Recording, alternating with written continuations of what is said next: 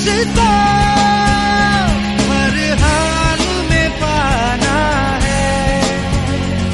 Morning friends, in this video we are going to learn about the sum of infinite terms of a GP.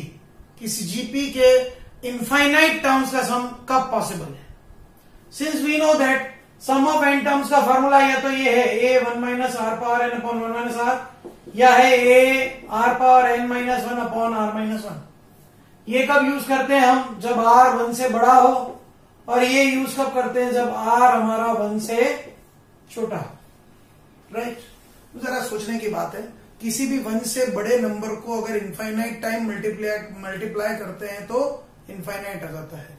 अगर मेरा r 1 से बड़ा होगा तो Sn को अगर मैं एस इनफाइनाइट लिखूं तो आंसर इनफाइनाइट आ जाएगा, क्योंकि r 1 से बड़ा है और 1 से बड़ी क्वांटिटी को अगर n बार प्रोडक्ट करूंगा, इनफाइनाइट n की जगह इनफाइनाइट डाल दूंगा, इनफाइनाइट बार अगर पावर ले लूंगा तो इनफाइनाइट आ जाएगा।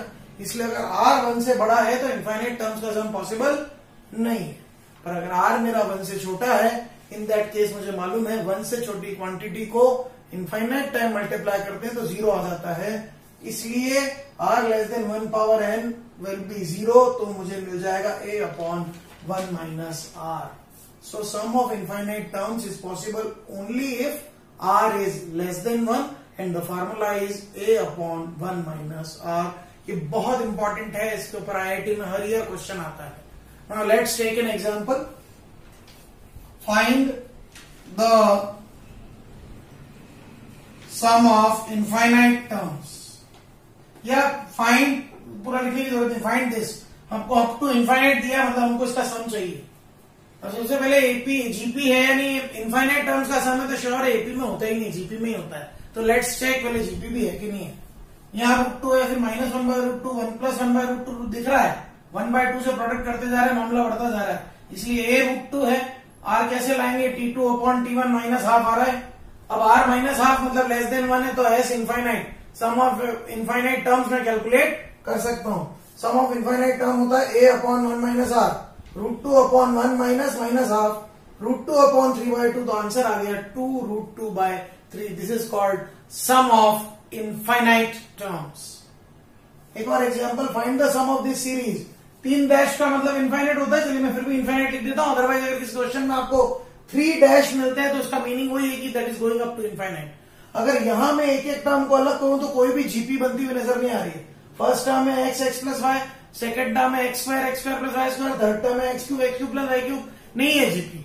पर अगर हम इनकी दोनों टर्म्स को सेपरेट कर दें तो कोई सीरीज बनेगी। देखिए फर्स्ट टर्म देखिए, x square, x power 4, x power 6 up to infinite, xy, x square y square, x cube y cube up to infinite. दो अलग अलग पार्ट किए, दो अलग अलग जीपी बन रही है। अब आपको गिवन है x लेस देन 1 है, y लेस देन 1 है, तो x स्क्वायर भी लेस देन 1 होगा और x इंटू वाई भी लेस देन 1 होगा। 1 से छोटी क्वांटिटी का स्क्वायर करेंगे तो 1 से छोटा ही आएगा, 1 से छोटी दो क्वांटिटीज को प्रोडक्ट करेंगे तो भी 1 से छोटा ही आएगा। तो यहां जब हम देखेंगे तो यहाँ a है x स्क्वायर और कॉमन रेशियो x स्क्वायर है, वो लेस देन 1 ही है, और यहाँ a xy है और r भी xy, वो भी लेस देन 1 ही है। तो s इनफाइनाइट का फॉर्मूला लगा दिया, a upon 1 minus r, and we get the result. तो sum of infinite series, very simple, 2 examples, इसको आप ध्यान से देखिए।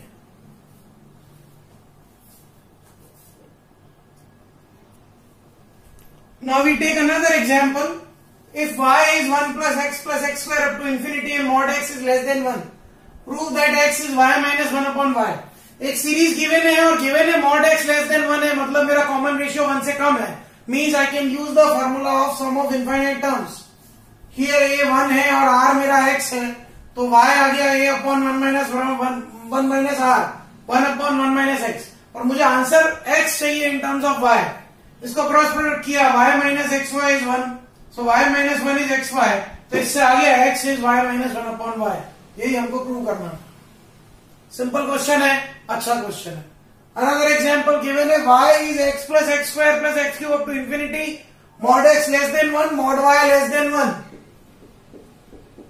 प्रूव करना है x is y minus y square plus y cube and so on. जो गिवन इनफाइनाइट सीरीज है उसका मॉड x लेस देन 1 है, मतलब कॉमन रेशियो लेस देन 1 है, तो हम इनफाइनाइट टर्म्स के सम का फॉर्मूला लगा सकते हैं। ए है एक्स, आर बी है एक्स, एस इनफाइनाइट है a upon 1 minus r. So formula is y is equal to x upon 1 minus x. Cross product y minus x y is x. तो y is x y plus x, y is x into y plus 1. तो x की value आ गई y upon y plus 1. Now मुझे prove करना है x is this.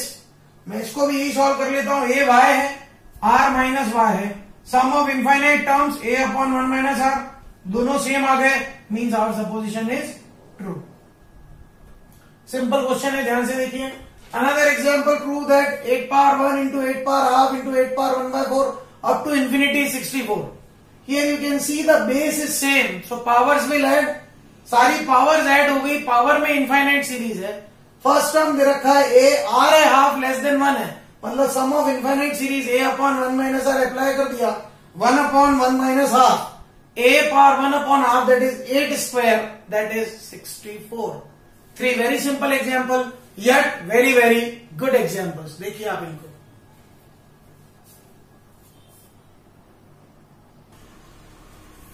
Now we are taking a very good question. Find the sum of infinite to this series. 1 plus b into r, 1 plus b square into r square, 1 plus b square plus b cube into r cube. यहाँ clearly देख सकते हैं कि directly GP given नहीं है. First term में 1 term है, second term में 2 टर्म्स इंटू आर है, थर्ड टर्म में 3 टर्म्स इंटू आर है, फोर्थ टर्म में 4 टर्म्स इंटू आर है. मतलब कुछ ना कुछ एक ऐसी चीज होगी जो इसको जीपी में कन्वर्ट करेगी. वो देखिए हमने क्या किया, multiply and divide by 1 minus b. ये दिमाग में इसलिए आया क्योंकि 1 plus b into 1 minus b square होगा. 1 minus b into 1 plus b square 1 minus b cube होगा, हम जानते हैं. इसको 1 माइनस बी से प्रोडक्ट करेंगे, 1 माइनस बी पावर 4 आएगा, ये हम जानते थे. तो जब हमने ऐसा प्रोडक्ट किया तो we get 1 minus b plus 1 minus b square into r square plus 1 minus b cube into r cube plus 1 minus b 4 into r power 4 up to infinite. First term 1 minus b को अलग कर दीजिए. R square into 1 plus r cube into 1 plus r 4 into 1 एक अलग GP बन गई. B square r square B cube r cube b 4 r 4 एक अलग जीपी बन गई. यहाँ ए आर स्क्वायर है, आर आर है. यहाँ a b square r square है और आर आर है. सम ऑफ इनफाइनाइट टर्म का formula a upon 1 minus r apply किया. ये 1 minus b as it is. यहाँ r square upon 1 minus r minus b square r square upon 1 minus r. Simply product कर दिया, we get the answer. Very very good example. बेटा तो फिर आगे क्या. चलिए let us take another example. Evaluate 0.977 के ऊपर डॉट है या 0.3454 और 5 के ऊपर डॉट है. याद हो तो हम 10th क्लास में पढ़ के आए हैं. ये इनको हम कहते हैं रेकरिंग डेसिमल्स. जब बार या डॉट ऊपर होते हैं मतलब वो डिजिट बार बार क्या होते हैं, रिपीट. मीन्स 0.97 डॉट मीन्स 0.977777 चलता रहेगा. अब हमको इसको फ्रैक्शन में कन्वर्ट करना है. Converting the recurring decimal into fraction. तो 9.9 is 9/10, 7 is 7/10 square, 0.007 is 7/10 cube, 0.0007 is 7/10 power 4. ये लास्ट वाली तीनों टर्म्स मिलके जीपी बना रही है. फर्स्ट टर्म है 7/10 स्क्वायर, आर है 1/10, तो एस इनफाइनाइट आएगा a upon 1 minus r. 9/10 plus 7/10 square upon 1 minus 1/10. Solve किया वी गेट 88/90 या 44/45. This is the answer. मतलब जो ये रेकरिंग डेसिमल था इसको मैंने फ्रैक्शन में कन्वर्ट कर दिया. अब अगर 44 में आप 45 का डिवीजन करोगे तो ये आएगा 0.977777.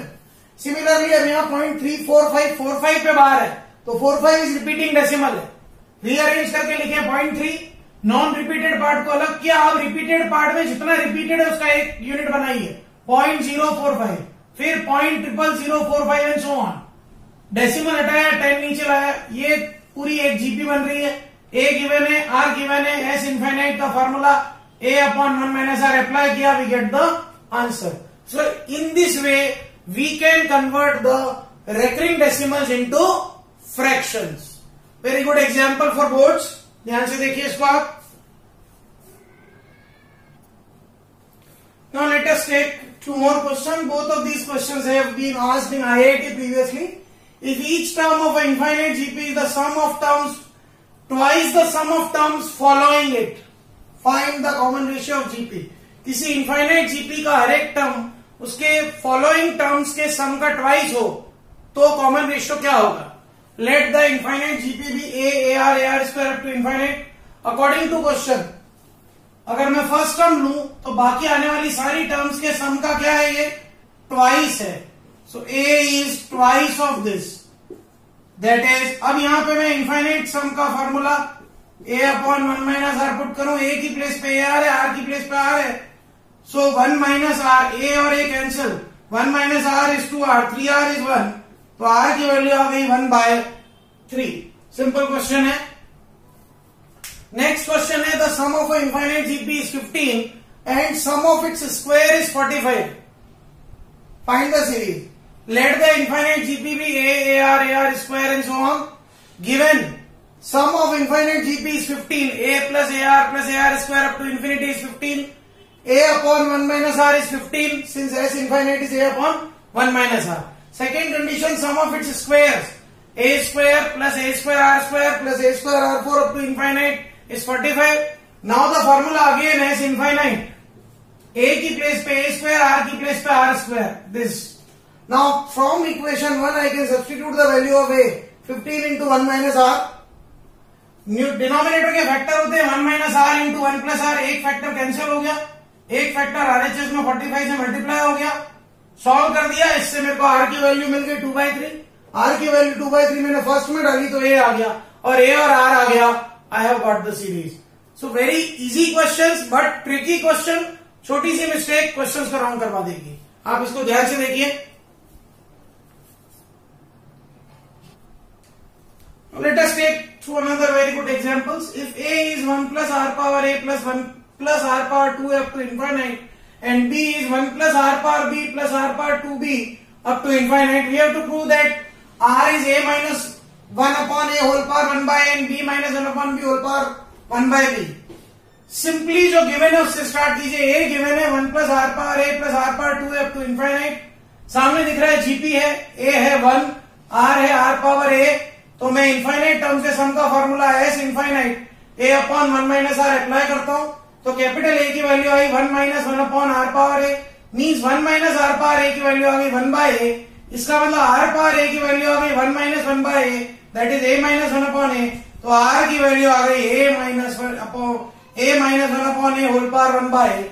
सिमिलरली अगर अपन बी वाली सीरीज सॉल्व करेंगे तो उससे अपने को आर ऐसा मिल जाएगा। एग्जाम्पल एक और है, देखिए। If x is a plus a by r square up to infinity, y is b minus b by r plus b by r square up to infinity, and z is c plus c by r square plus c by r4 up to infinity, we have to prove that xy upon z is ab upon c. कुछ भी नहीं, आपको x, y, z तीन अलग अलग infinite GP का सम दिया हुआ है। आप तीनों का अलग अलग सम कैलकुलेट कर लीजिए। फर्स्ट वाली जीपी जो x वाली है उसमें r 1 by r है और a ही है, तो s इनफाइनाइट आ गया a upon 1 minus 1 by r, तो x की वैल्यू आ गई ar upon r minus 1। y वाली सीरीज में फर्स्ट टर्म b है पर कॉमन रेशियो -1 बाय आर है, तो ये आ गया y is b upon 1 minus -1 by r, that is y upon br upon r plus 1। ये मेरे को सेकंड मिल गया। थर्ड सीरीज है z is c plus c by r square plus c by r 4। यहाँ a c है और r 1 upon r square है, तो z आ गया c upon 1 minus 1 upon r square, मतलब z आ गया r square c upon r square minus 1। अब मैंने एलएचएस लिया x y upon c, x y upon z, और उसमें एक्स वाई जेड की वैल्यू सब्स्टिट्यूट कर दी, मुझे मिल गई RHS a b upon c. So in this video I told you about the sum of infinite terms of a GP. किसी GP के इनफाइनाइट टर्म्स का सम हम कैसे कैलकुलेट करते हैं और उसके ऊपर एग्जाम्पल्स हमने देखे। होप आपको समझ में आए होंगे। For any problem message me, comment me, I will solve your problems. Thank you. Have a good day.